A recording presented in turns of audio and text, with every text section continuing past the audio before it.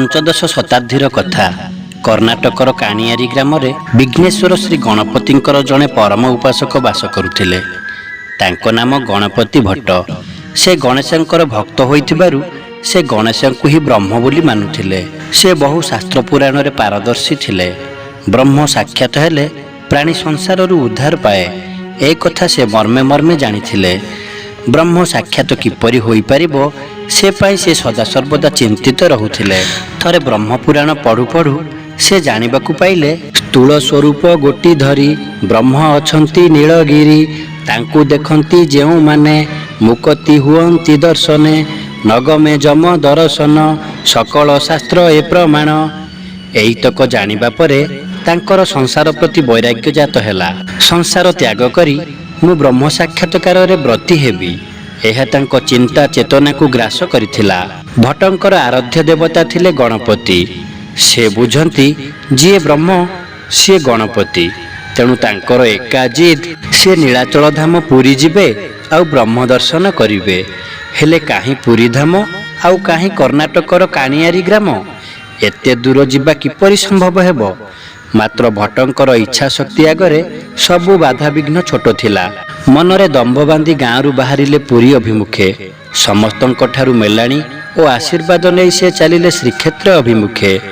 କେତେ ନଦୀ ନାଳ ବଣ ଜଙ୍ଗଲ କଣ୍ଟକିତ ରାସ୍ତା ଅତିକ୍ରମ କରି ଆସି ପହଞ୍ଚିଲେ ଚନ୍ଦନପୁରରେ। ଦୂରରୁ ନୀଳଚକ୍ରକୁ ଦେଖି ପ୍ରଣାମଟିଏ କଲେ। ଖୁବ୍ ଶୀଘ୍ର ସେ ନିଜ ଆରାଧ୍ୟ ଦେବତା ଗଣପତି ବ୍ରହ୍ମଙ୍କ ଦର୍ଶନ କରିପାରିବେ ବୋଲି ମନରେ ଚିନ୍ତା କରି ବହୁତ ଖୁସି ହୋଇଗଲେ। କେବଳ ସେହି ବ୍ରହ୍ମଙ୍କ କଥା ଚିନ୍ତା କରି କରି ଚାଲି ଚାଲି ଆସି ପହଞ୍ଚିଲେ 18 ନଳା ପାଖରେ। ଶ୍ରୀ ଜଗନ୍ନାଥଙ୍କ ଦର୍ଶନ ସାରି ମହାପ୍ରସାଦ ହାତରେ ଧରି ଫେରୁଥିବା ଦଳେ ଉଲ୍ଲସିତ ଯାତ୍ରୀଙ୍କ ସହିତ ତାଙ୍କର ସାକ୍ଷାତ ହେଲା। ତାଙ୍କୁ ଦେଖି ଗଣପତି ପଚାରିଲେ, ଆପଣମାନେ ଏପରି ଆନନ୍ଦରେ କେଉଁଠାରୁ ଫେରୁଛନ୍ତି? ଆଉ ହାତରେ ଆପଣମାନେ କ'ଣ ଧରିଛନ୍ତି? ଯାତ୍ରୀମାନେ କହିଲେ, ଆମେ ଶ୍ରୀ ଜଗନ୍ନାଥଙ୍କ ଦର୍ଶନ ସାରି କୈବଲ୍ୟ ହସ୍ତରେ ଧରି ଘରକୁ ଫେରୁଛୁ। ଗଣପତି ଭଟ୍ଟଙ୍କ ମନରେ ସନ୍ଦେହ ଜାତ ହେଲା। ସେ ଭାବିଲେ, ତାହେଲେ ଜଗନ୍ନାଥ କ'ଣ ବ୍ରହ୍ମ ନୁହନ୍ତି? ବ୍ରହ୍ମଙ୍କୁ ଦର୍ଶନ କରିବା ପରେ ତ ଜୀବ ବ୍ରହ୍ମଲୀନ ହୋଇଯିବା କଥା, ଜୀବ ମୋକ୍ଷ ପାଇଯିବା କଥା। ଏଇ ଲୋକମାନେ ବ୍ରହ୍ମ ଦର୍ଶନ କରି ଫେରୁଛନ୍ତି କିପରି? ସନ୍ଦେହରେ ଅଭିଭୂତ ହୋଇ ସେ ପୁଣି ବ୍ରହ୍ମପୁରାଣକୁ ଖୋଜିଲେ। ହଁ, ତାହା ହିଁ ତ ଲେଖା ହୋଇଛି। ତାଙ୍କର ବୁଦ୍ଧି ହଜିଗଲା। ବ୍ରହ୍ମଙ୍କୁ କିପରି ଦର୍ଶନ କରିବେ ବୋଲି ଚିନ୍ତା କରି ନ ଖାଇ ନ ପିଇ ସିଧା ବଡ଼ଦେଉଳ ଭିତରକୁ ପଶିଗଲେ। କିନ୍ତୁ ଭିତରକୁ ଯାଇ ଶ୍ରୀ ଜଗନ୍ନାଥଙ୍କୁ ଦେଖି ତାଙ୍କ ମନ ମରିଗଲା। ନିଜକୁ ସେ ଧିକ୍କାର କଲେ କି, ମୁଁ ଏତେ ବାଟରୁ ଯେଉଁ ଦିଅଁ ଗଣପତିଙ୍କୁ ଦେଖିବାକୁ ଆସିଥିଲି ସେ ତୁଚ୍ଛ କାଠଗଡ଼ାଟିଏ। ସେ ମନ ଦୁଃଖରେ ବଡ଼ଦେଉଳରୁ ଲେଉଟି ଆସିଲେ। ପହଞ୍ଚିଗଲେ ଚନ୍ଦନପୁରରେ। ବହୁତ ବାଟ ଚାଲି ଚାଲି ଆସିଥିବାରୁ ସେ ଥକି ଯାଇ ଏକ ଗଛ ମୂଳରେ ବିଶ୍ରାମ ନେଲେ। ମନେ ମନେ ଚିନ୍ତା କଲେ, ଆଉ ଏଠି ରହିବିନି। ଇଏ ମୋ ବ୍ରହ୍ମଙ୍କ କ୍ଷେତ୍ର ନୁହେଁ। ଏଠି କାଠଗଡ଼ାକୁ ଲୋକମାନେ ପୂଜା କରୁଛନ୍ତି। ଏଠି କାହାନ୍ତି ମୋ ପାର୍ବତୀ ନନ୍ଦନ, କାହାନ୍ତି ମୋ ବ୍ରହ୍ମ, ଆଉ କାହାନ୍ତି ମୋ ଗଜବଦନ? ଏଇ କଥା ଭାବି ଭାବି ମନ ବିରସ କରି ସେ ଶ୍ରୀକ୍ଷେତ୍ର ତ୍ୟାଗ କରିବେ ବୋଲି ସ୍ଥିର କରି କାନ୍ଦି କାନ୍ଦି ଶୋଇଥାନ୍ତି। ହଠାତ୍ ତାଙ୍କୁ କେହି ଜଣେ ଅତି ସୁନ୍ଦର ସ୍ୱରରେ ଶ୍ଲୋକ ଉଚ୍ଚାରଣ କରୁଥିବାର ଶୁଭିଲା। ବିନାୟକ ବିଘ୍ନରାଜ ବିଘ୍ନ ବିନାଶନ ଦାରୁ ବ୍ରହ୍ମ ସ୍ୱରୂପ ହେ ଶ୍ରୀ ନୀଳକନ୍ଦର।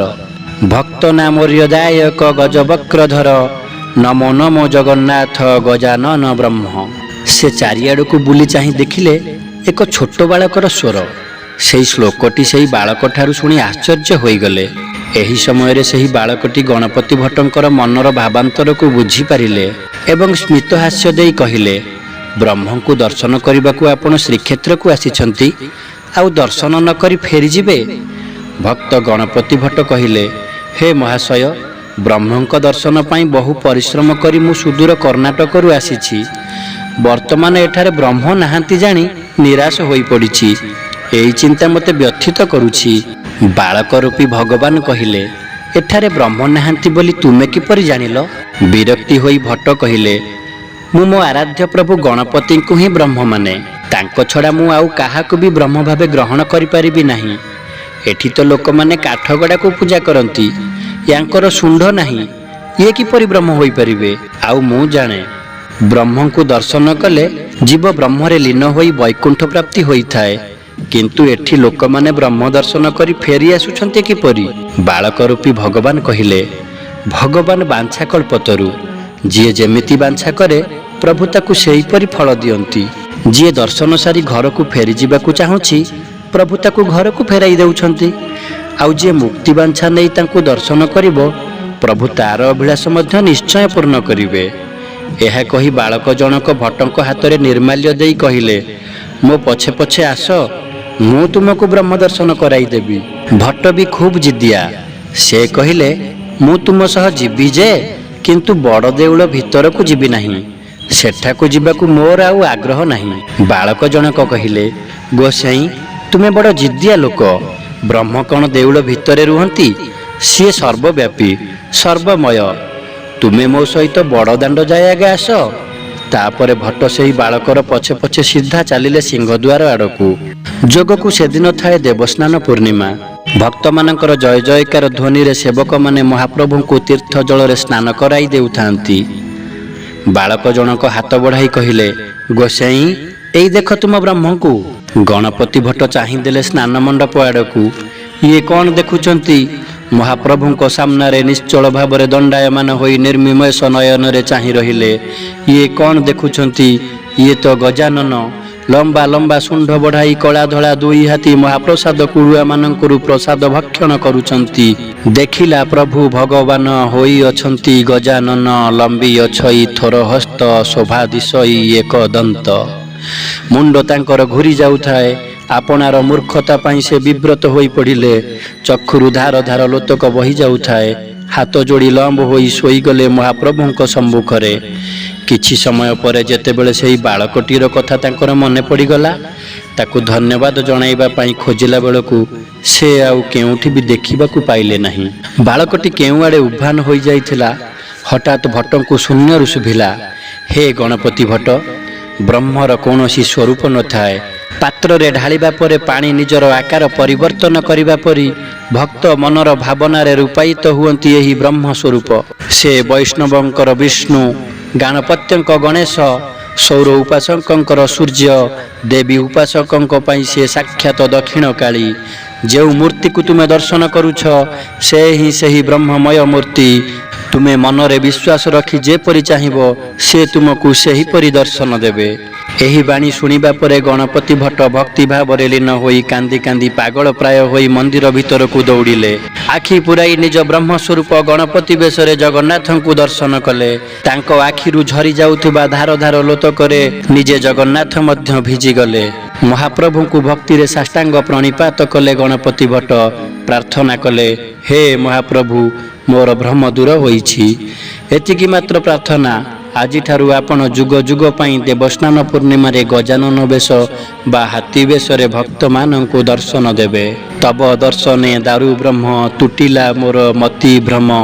ଲଭିଲି ପରମ କାରଣ, ଏବେ ଯା ମାଗୁଅଛି ଶୁଣ।